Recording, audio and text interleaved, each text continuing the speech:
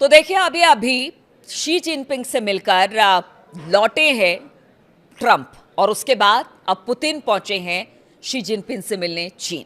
जी हां, नमस्कार, मैं हूं नीलू। तो पुतिन का भव्य स्वागत चीनी राष्ट्रपति शी जिनपिंग ने किया और इस दौरान उन्होंने ट्रंप पर भी निशाना साधा है। ये निशाना क्या है? ईरान युद्ध पर एक बड़ा बयान शी जिनपिंग ने दिया है। चीन के राष्ट्रपति शी जिनपिंग ने बुधवार को बीजिंग में व्लादिमीर पुतिन के साथ एक बैठक के दौरान रूस के साथ संबंधों की सराहना करते हुए उन्हें अराजकता के बीच शांति की एक शक्ति बताया है। और ये बयान काफी महत्वपूर्ण है। आप समझ सकते हैं, अगर शी जिनपिंग ये कह रहे हैं व्लादिमीर पुतिन के लिए कि अराजकता के बीच शांति की एक शक्ति, तो ये बहुत बड़ी बात हो सकती है। वो शक्ति कौन है, वो अराजक तत्व कौन है, ये आप खुद समझ लीजिए। ये बयान काफी महत्वपूर्ण इसलिए है क्योंकि यूक्रेन के खिलाफ रूस की लड़ाई अभी भी चल रही है और ये बैठक शी जिनपिंग की तरफ से अमेरिकी राष्ट्रपति डोनाल्ड ट्रंप की मेजबानी में आयोजित एक ऐतिहासिक यूएस चीन शिखर सम्मेलन के कुछ ही दिनों के बाद हो रहा है।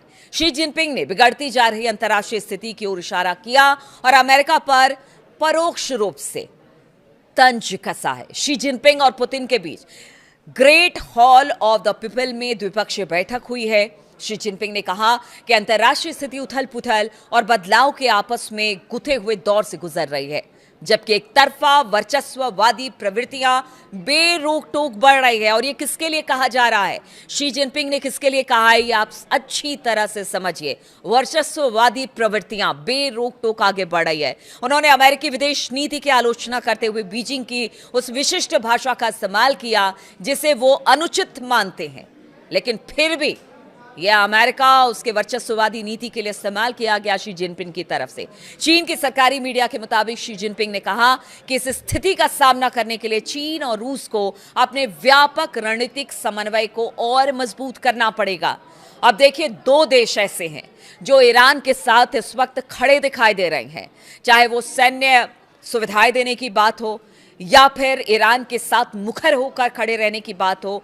चीन और रूस हमेशा से ईरान के साथ रहा है और इसी वजह से कहा गया कि अमेरिका की वर्चस्ववादी नीति किस तरह से दुनिया में उथल पुथल मचा रही है, ये शी जिनपिंग का कहना है। और इसीलिए ट्रंप को बार बार जो वो कहते हैं ना कि ईरान पर आज हमला कर रहे हैं, 1 घंटे में हमला कर रहे हैं, 24 घंटे में हमला कर रहे हैं, बार बार वो पीछे खुद हट जाते हैं क्योंकि उन्हें भी पता है कि अगर ईरान पर हमला हुआ तो जो चीन है या रूस है वो शांत नहीं बैठेगा। ऐसे में उनका रुख क्या होगा? तो बहुत सारी बातें चिंता का विषय इस वजह से ट्रंप के लिए भी है। इसलिए वो चाहकर भी हमला नहीं कर पा रहे हैं ईरान के। ईरान भी अपने पूरे एक तरह से कह दीजिए कि उसने बता दिया है कि देखिए वो पीछे हटने को तैयार नहीं है, पूरी शक्ति के साथ अमेरिका को चैलेंज कर रहा है कि आप युद्ध करिए। लेकिन बार बार डोनाल्ड ट्रंप जिस तरह के बयान देते हैं उससे कुछ और बातें निकलकर सामने आई है। और अब जब चीन और रूस आपस में मिल रहे हैं और इस तरह की बातें रख रहे हैं तो वो भी अमेरिका के लिए चिंता का विषय है। चीनी राष्ट्रपति ने ईरान के खिलाफ अमेरिका इजराइल युद्ध पर सीधे तौर पर बात करते हुए कहा कि इसका जल्द अंत होगा। ऊर्जा आपूर्ति, सप्लाई चेन और व्यापार में होने वाली बाधाओं को कम करने में मदद करेगा। शी जिनपिंग ने आगे कहा, युद्ध को पूरी तरह से रोकना जरूरी है, इसमें कोई देरी नहीं होनी चाहिए। फिर तो लड़ाई शुरू करना तो और भी ज्यादा अवांछनीय और बातचीत जारी रखना विशेष रूप से महत्वपूर्ण हो जाता है। यानी खत्म करना है आपको युद्ध तो आपको बातचीत करना होगा। हमले से कोई समस्या का हल नहीं निकलेगा, ये दोनों देश बता चुके हैं। और आज जिस तरह से मुलाकात हुई है, द्विपक्षीय बात हुई है, उसके बाद तो स्पष्ट तौर से चीन और रूस की नीति समझ में आ गई होगी ट्रंप को। आपको बता दें कि रूसी राष्ट्रपति व्लादिमीर पुतिन पिछले 25 वर्षों से देश के राष्ट्रपति हैं, यानी कि रूस के राष्ट्रपति हैं। और अपने इतने लंबे समय कार्यकाल में वो 25वीं बार चीन की यात्रा पर भी हैं। पिछले कुछ सालों में शी जिनपिंग और पुतिन ने व्यापार, कूटनीतिक और सुरक्षा के मामलों में अपने देशों के बीच तालमेल को काफी मजबूत किया है। इन दोनों देशों को अमेरिका के साथ साझा तनाव और एक ऐसी विश्व व्यवस्था को बदलने के लक्ष्य ने एक साथ ला दिया जिसे वो पश्चिम के अनुचित प्रभाव वाला मानते हैं। यानी दोनों देश मानते हैं कि अमेरिका जो करता है और जो कर रहा है वो कहीं से ठीक नहीं है। और यही वजह है कि दोनों देश, दो बड़े देश जो सबसे बड़े चैलेंजर हैं अमेरिका के लिए, वो दोनों अब साथ आने का वक्त हो गया है।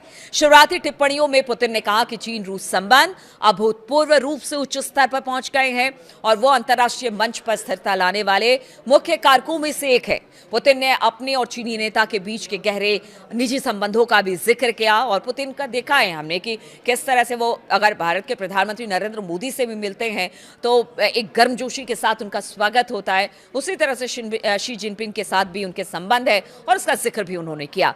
ये दोनों 40 से ज्यादा बार मिल चुके हैं। उन्होंने एक चीनी मुहावरे का इस्तेमाल किया जिसका मतलब एक दिन की जुदाई 3 पतझड़ जितनी लंबी लगती है। इस मुहावरे का इस्तेमाल जुदाई के दुख को जाहिर करने के लिए किया जाता है और इस तरह की बातें पुतिन ने की। पुतिन ने पहले शी जिनपिंग ने बीजिंग में राष्ट्रपति डोनाल्ड ट्रंप से मुलाकात की। शी जिनपिंग के लिए यह कूटनीतिक शक्ति प्रदर्शन है जिसका फायदा उन्हें घरेलू स्तर पर अपनी ताकत साबित करने में मिलेगा। बुधवार सुबह विशाल ग्रेट हॉल में के बाहर पुतिन का स्वागत एक विशिष्ट राजकीय यात्रा के स्वागत जैसा कि बीजिंग ने पिछले हफ्ते हमने देखा था किस तरह से ट्रंप का किया था।